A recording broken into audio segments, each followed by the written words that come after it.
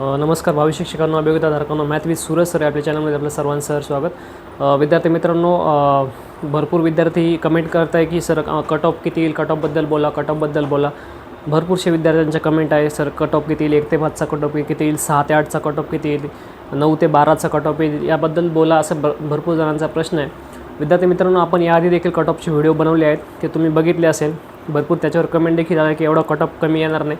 विद्यार्थी मित्रांनो, कोणताही यूट्यूबवर कट ऑफ सांगताना शेवटचा कट ऑफ सांगत असतो. लास्ट टू लास्ट हा कट ऑफ किती येऊ शकतो त्या रेंजमधला कट ऑफ सांगत असतो. कारण शिक्षक भरती जर आपण विचार केला तर ही शिक्षक भरती अप्रत्यक्षरित्या जिल्हा वाईज भरती आहे. जर याला जिल्हा वाईज भरती असं नाव दिलं नाही तरी ही जिल्हा वाईज भरतीच आहे. ही गोष्ट ध्यानात ठेवा. कारण जास्त मार्क्सवाले जे उमेदवार असतात ते ऑब्व्हियसली स्वतःच्या जिल्ह्यातच प्रेफरन्स देतात, ते दुसऱ्या जिल्ह्यात जात नाही. कारण आपल्याला माहिती आहे की कितीही कमी मार्क्सवाला असला तरी त्याला दुसरीकडे जाण्याची त्याची इच्छा होत नाही. स्वतःच्या घराजवळ असेल किंवा स्वतःच्या जिल्ह्यात असेल, त्याला तिथं काम करायची इच्छा असते, म्हणून तो दुसरीकडे जायला थोडासा मागं पुढं बघतो. विद्यार्थी मित्रांनो, आपल्याला माहिती आहे. म्हणून ही अप्रत्यक्षरित्या जर आपण विचार केला तर ही जी भरती आहे ती जिल्हा वाईज भरती आहे. आपण ही गोष्ट ध्यानात ठेवली पाहिजे.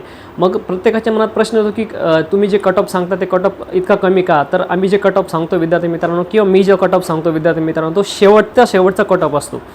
म्हणजे फायनल कट ऑफ, लास्टचा कट ऑफ. लास्टचे मार्क किती, म्हणजे लास्टचे मार्क म्हणजे सपोज गोंदिया जिल्हा आहे, पालघर आहे, त्याचा लास्टचा कट ऑफ किती येईल, सपोज 100 मार्क. मग 100 mark is the cut off. मुंबईचा कट ऑफ 130 येऊ शकतो, नाशिकचा कट ऑफ 125 येऊ शकतो, पुण्याचा कट ऑफ 128 येऊ शकतो. म्हणजे ही गोष्ट आपण ध्यानात ठेवली पाहिजे की 100 जो कट ऑफ सांगितला आहे तो काय पूर्ण महाराष्ट्राचा कट ऑफ असतो का? तर 100 जो कट ऑफ सांगितला तो ओव्हरऑल फायनल कट ऑफ जो शेवटचा मार्क आहे ते कट ऑफ, तो कट ऑफ असतो. ही गोष्ट आपण ध्यानात ठेवली पाहिजे. मग प्रत्येकाच्या मनाचा प्रश्न असं की 1 ते 5चा कट ऑफ किती येईल सर? म्हणजे depend on the district, depend on your subject हा कट ऑफ डिपेंड असतो. कट ऑफचं प्रेडिक्शन कुणीही करू शकत नाही. मेरिट यादी लागल्यानंतरच आपल्याला ते कळतं, परंतु एक अंदाज लावण्याचा आपण प्रयत्न करतो मागच्या भरतीचा अंदाज घेऊन विद्यार्थी मित्रांनो.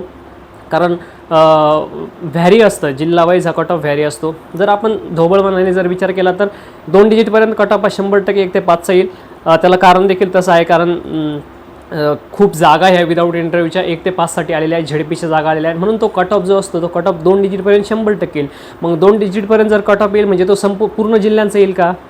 ऑब्व्हियसली नाही येणार. जर पुण्यासारख्या ठिकाणी जर तुम्ही प्रेफरन्स देत आहे, पुण्यासारख्या ठिकाणी जर पुण्याचेच उमेदवार आहे आणि बाकी देखील उमेदवार तिथे जाण्याचा प्रयत्न करतात, कारण स्टँडर्ड लाईफ प्रत्येकाला पाहिजे असते, म्हणून ते विचार करतात की पुण्यासारख्या ठिकाणी आपण जो ज्यांना जास्त मार्क आहे, मग जर जास्त मार्कवाल्यांनी जर पुण्याला झेडपीला प्रेफरन्स दिले तर कट ऑफ ऑब्व्हियसली जास्तच जाणार आहे. तिथे थोडी 100चा कट ऑफ येईल, तिथे थोडी 90चा कट ऑफ येईल. ही गोष्ट आपण ध्यानात ठेवली पाहिजे. ही गोष्ट आपण विसरतो प्रत्येक वेळेस आणि आपण म्हणतो की कट ऑफ तुम्ही सांगता एवढा कमी येणार नाही. अरे कट ऑफ जो कमी येईल तो डिस्ट्रिक्ट वाईज असतो. ही गोष्ट आपण ध्यानात ठेवा. आपण थोडंसं आता कॅटेगरी वाईज बोलूया विद्यार्थी मित्रांनो. सर्वात कमी जो कट ऑफ येईल तो STचा येईल, SCचा येईल. त्यानंतर जो कमी कट ऑफ येईल तो माझ्या मते तो EWचा कट ऑफ हा कमी येऊ शकतो. त्याच्यानंतर SEBC असेल, SBC असेल त्याचा कट ऑफ, नंतर NTC, NTB याचा, NTD याचा कट ऑफ कमी येईल. त्यानंतर OBC आणि नंतर ओपन असा डिसेंडिंग ऑर्डर आपण लावू शकतो. हा कट ऑफ कमी येऊ शकतो. बऱ्याच जे कॅटेगरी आहे त्यांचा कट ऑफ हा 100च्या खाली देखील येईल. आता परत म्हणशील की हा 100च्या खाली कट ऑफ हा जिल्हा वाईज डिपेंड राहील. एखादा दुर्गम भागातला जिल्हा असेल किंवा आदिवासी विभाग असेल त्या ठिकाणी कमी लोक जाण्याचा प्रयत्न करतात.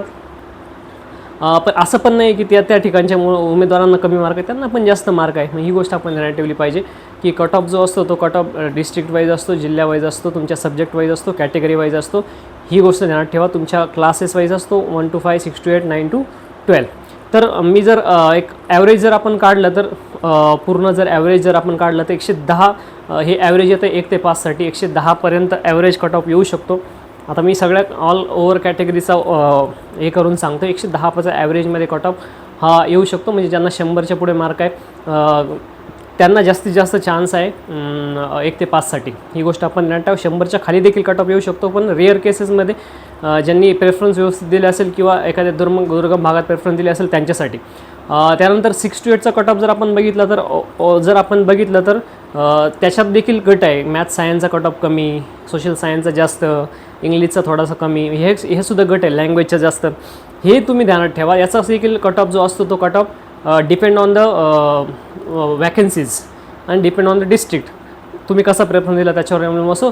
त्याचं देखील ओव्हरऑल आपण जर ॲव्हरेज काढलं तर 115 ते 120मध्ये त्याचं ॲव्हरेज येतं. हा कट ऑफ ह्याच्या अवतीभोवती ज्यांना मार्क आहे ते सेफ आहे, सुरक्षित आहे, त्यांचं देखील सिलेक्शन होऊ शकतं. 9 ते 12चा जर 9 ते 10चा आपण जर विचार केला तर 140+ मी तुम्हाला आधी देखील सांगितलं आहे, कारण जागा कमी प्रमाणात येतात आणि इव्हन तो 150+ देखील जाऊ शकतो. 9 ते 10चा 11-12 तर जागा खूप कमी आहे, त्यामुळे त्यांचा कट ऑफ किती येईल हे मी तुम्हाला वेगळं सांगण्याची गरज नाही. म्हणून ओव्हरऑल जर आपण विचार केला तर मी 1 ते 5चं सांगितलं तुम्हाला. 110 ॲव्हरेज येतं. ॲव्हरेज म्हणजे याचा अर्थ ॲव्हरेज 110 मार्क आहे किंवा त्याच्यापेक्षा जास्त आहे, त्यांनी तर सेफच समजायचं. त्याच्यापेक्षा कमी असले तरी त्यांचं सिलेक्शन होईल, परंतु ते वेगवेगळ्या कारणानुसार होऊ शकतं. वेगवेगळ्या डिस्ट्रिक्ट वाईज तो कट ऑफ कमी येईल. पुण्याचा कट ऑफ 120 गेला तर पालघरचा कट ऑफ 90 देखील येऊ शकतो, 95 देखील येऊ शकतो. आणि depend on the subject also. म्हणजे ही गोष्ट प्रत्येकाने ध्यानात ठेवली पाहिजे. जो कट ऑफ आम्ही सांगतो तो फायनल कट ऑफ असतो. सगळ्यात कमी ज्या जिल्ह्याचा आला तो कट ऑफ कन्सिडर केला जातो. मग जर समजा पालघरचा कट ऑफ 90 आला तर आपण म्हणताना काय म्हणणार आहे, शिक्षक भरती 2025मध्ये 90 कट ऑफ लागला, पण आपण त्याच्यात पालघर ॲड करणार आहे का? नाही, तो संपूर्ण महाराष्ट्रात सगळ्यात कमी कट ऑफ किती आला, 90 आला, तो आपण म्हणत असतो. म्हणजे ही गोष्ट आपण ध्यानात ठेवली पाहिजे, याचा विचार केला पाहिजे कट ऑफच्या बद्दल. त्यामुळं तुम्हाला जर चांगले मार्क आहे, तुम्ही 100+ आहात, 100- आहात, इथं कोणाचंही काम होऊ शकतं. 50वाला देखील जॉईन होऊ शकतो. ध्यानात ठेवा, अनिश्चितता आपण म्हणू शकतो ना, ही अनिश्चितता आहे शिक्षक भरती म्हणजे. इथं काही पण होऊ शकतो. लागला तर लागला, आपण त्याला काय म्हणतो, सट्टा लागला तर लागला, अशी गोष्ट आहे.